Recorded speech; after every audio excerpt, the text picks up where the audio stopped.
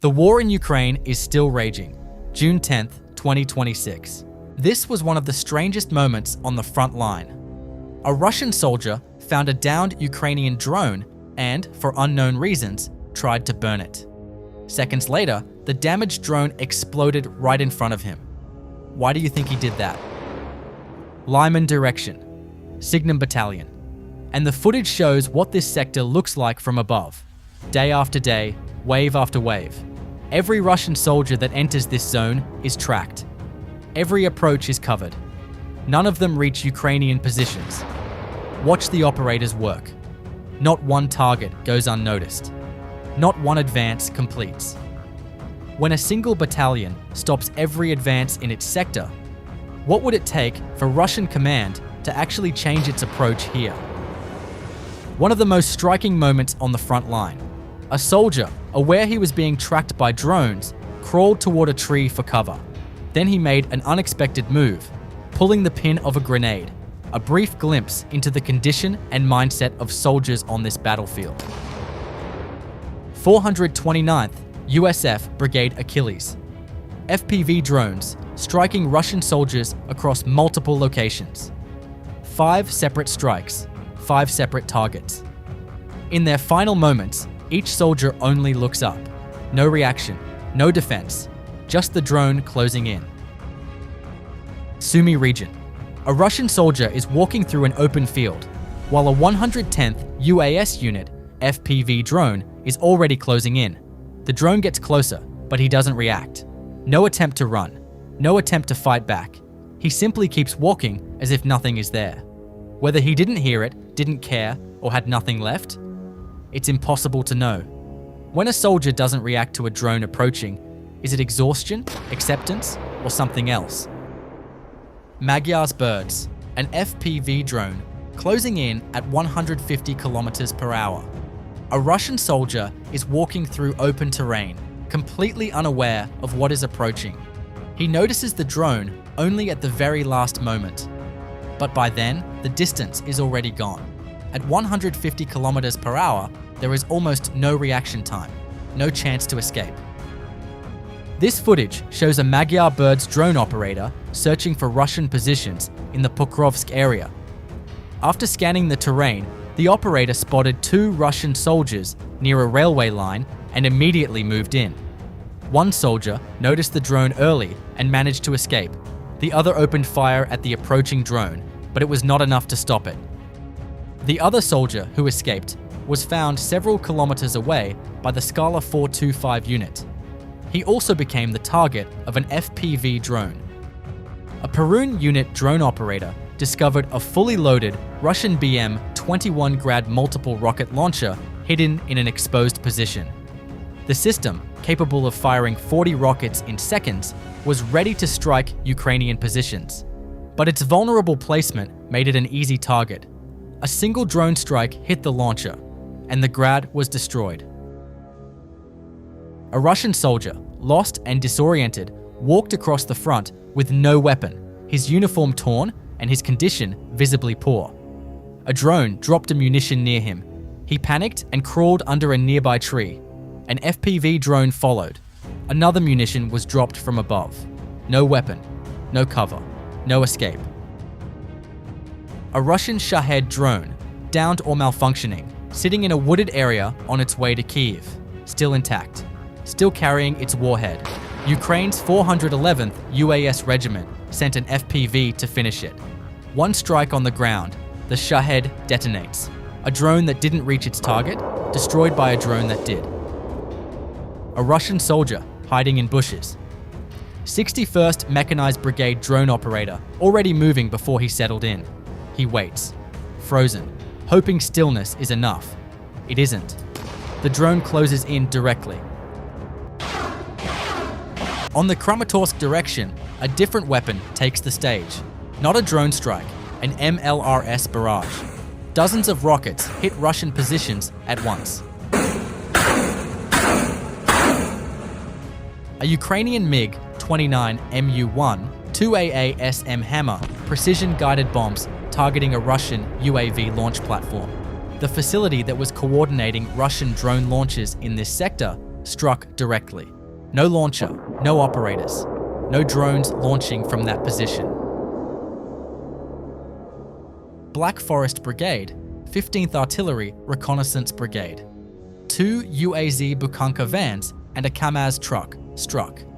Reconnaissance drones locate the vehicles. Strike drones finish the job. The same two-step system that has made this brigade one of the most consistent logistics disruptors on the front. Every van and truck stopped here is a supply run that doesn't complete. When Russia's frontline logistics depends on Soviet-era vans, what happened to its modern military transport fleet? Vovchansk direction, 2 Russian unmanned ground vehicles, located and destroyed in a single day by Ukraine's 159th Mechanized Brigade. Russia sends machines to replace soldiers. Ukraine finds and destroys the machines. When robots replace soldiers and still get destroyed, what's Russia's next move? The war in the sky never stops. Gostri Kartuzy, Special Operations Group, ODIN Interceptor drones taking down Russian Molniya 2 strike drones one by one. Drone versus drone.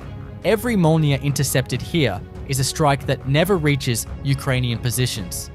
The sky above this front is not uncontested, and Ukraine intends to keep it that way. When interceptor drones consistently neutralize strike drones mid-flight, is air-to-air drone combat now as decisive as ground strikes? Panama Squad, 1st National Guard Brigade, crossing the border into Bryansk Oblast, Russia, to strike a Russian D-30 howitzer. Not a frontline target, a strike inside Russia itself. Artillery that was firing on Ukrainian positions reached on its own ground. The D-30 is a 122mm towed howitzer with a range of up to 15 kilometers. It won't be firing from that position again. On the night of June 9th to 10th, Ukrainian long-range missiles struck a military plant in Cheboksary, over 900 kilometers from the front line, that produces navigation components for Russian drones and missiles. The Kuibyshev oil refinery in Samara was also hit. SBU drones struck 2 oil pumping stations in Vladimir region, 700 kilometers away, disrupting fuel supplies to the Moscow region. Flamingo missiles, FP5s. Drones, missiles, and the reach of Ukraine's long-range campaign keeps expanding. When a missile can fly 900 kilometers and hit a plant that supplies Russia's entire drone and missile program, how much of Russia is still out of reach? Southeast of Nechayev, Kherson Oblast, Ukrainian artillery targeting a Russian gun emplacement and ammunition depot. Direct hits on both. The gun that was supposed to fire on Ukrainian positions. The ammunition that was supposed to keep it firing. Both struck in the same operation. When artillery eliminates both the gun and its ammunition supply in one strike, how quickly can Russian forces replace what was just lost?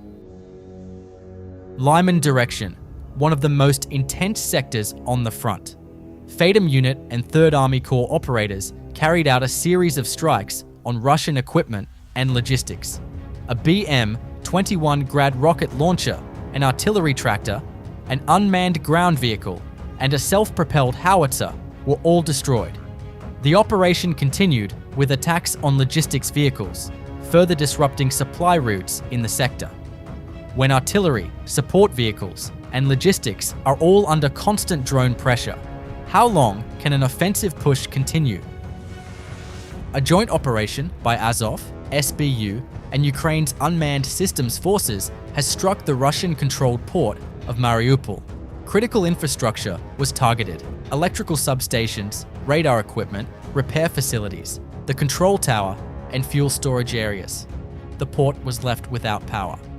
The sanctioned dry cargo ship Lady Augusta, linked to Russia's Shadow Fleet, was also hit. Mariupol has been an important logistics hub for Russian forces in the south. Damage to this infrastructure creates another disruption to supply routes across the region. When a major logistics hub is hit in a coordinated operation, how much pressure does this put on Russia's ability to sustain its forces? Dagestan, 3 explosions on a major gas pipeline, a pillar of fire visible for kilometers. Over 100 people evacuated. Russian officials immediately called it a technical failure. The timing is notable. Ukraine has been systematically targeting Russian energy infrastructure for months, and the strikes keep reaching further from the front line every week. When a major pipeline explodes and officials immediately deny any external involvement, what do you actually believe? That's everything for today. Here's where the front stands as of June 10th, day 1568 of this war. Over the past 24 hours, heavy losses were reported, with over 1,000 Russian personnel removed from the battlefield and thousands of drones and dozens of artillery systems destroyed.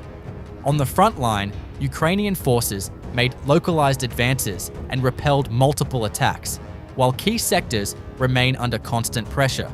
Behind the lines, long-range strikes continue to hit critical infrastructure deep inside Russia, including defense plants, oil refineries, and supply routes supporting the war effort. Even routes to Crimea are increasingly under threat and heavily restricted. The front holds. The drone war never stops. No place behind the lines is truly safe. Subscribe for daily frontline coverage. See you in the next one.